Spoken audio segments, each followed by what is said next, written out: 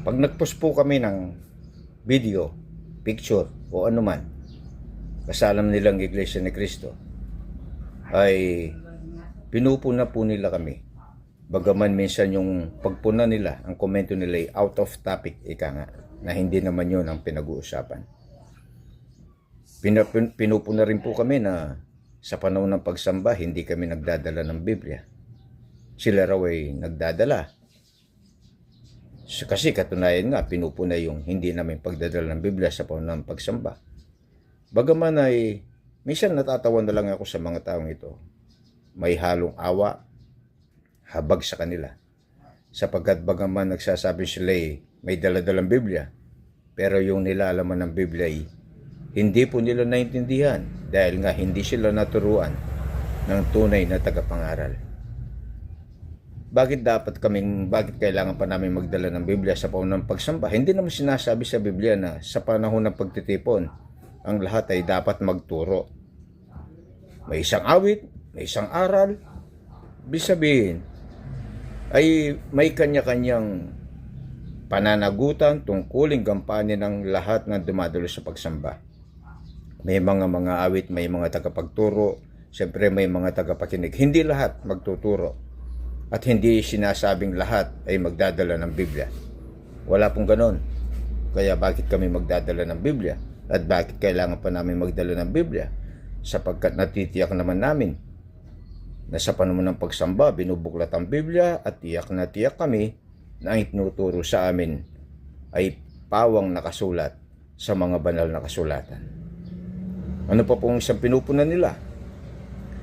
Bagay daw pong ginagawa namin banal na hapunan ay ginagawa namin sa umaga. Samantalang ang sabi banal na hapunan, ang ginagawa po namin banal na hapunan ay nakasulat sa Biblia. Ang nakasulat sa Biblia ay bawal dagdagan o bawal bawasan, lalong bawal palitan. Ang nakasulat po'y banal na hapunan. Anong oras man ito isagawa, ang banal na hapunan ay mananatiling banal na hapunan ng pangalan. Hindi pwedeng palitan. At wala naman pong nakasulat sa Biblia na bawal itong gawin sa umaga, bawal itong gawin sa tanghali, walang binabanggit na oras. Bakit isinasagawa ang banal na hapunan? Ano bang dakilang layunin nito? Kaya iniutos ng Panginoong Jesucristo na ito isagawa sa pag-aalaala po sa Kanya. Sabi ng Panginoong Jesucristo, gawin ninyo ito sa pag-aalaala sa akin. Alin pong inaalala ng mga sa Iglesia ni Cristo kapag kami tumatanggap ng banal na hapunan? Yung kamatayan ng Panginoong Jesucristo. Yung sakripisyong ginawa niya. Binuhos niya ang kanyang dugo para sa kapakanan ng mga taong ililigtas niya. At ang ililigtas niya ay yung mga sumunod sa kanyang utos na ang sinumang taong pumasok sa akin ay siya'y maliligtas. Kaya ang iglesyang iniligtas niya, namatay siya, binuhos niya ang kanyang dugo.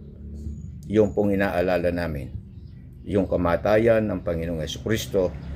At kaya naman kami magkanib sa Iglesia ni Cristo ay walang tigil, hindi nagsasawa, hinihikayat ang tao na umanib sa Iglesia ni Cristo o hinihikayat namin ang tao na suriin ang mga aral na aming sinasampalatayanan sa loob ng Iglesia ni Cristo. Kaya inuulit ko po, ang nakasulat sa Biblia banal na hapunan.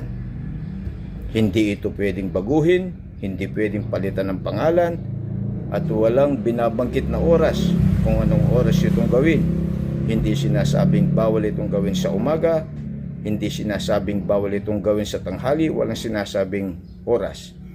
Basta ang banggit, ang pangalan nito ay banal na hapunan, ang pagsasagawa nito, ang dakilang kaukulan nito ay pag-aalaala sa kamatayan ng Panginoong Jesucristo.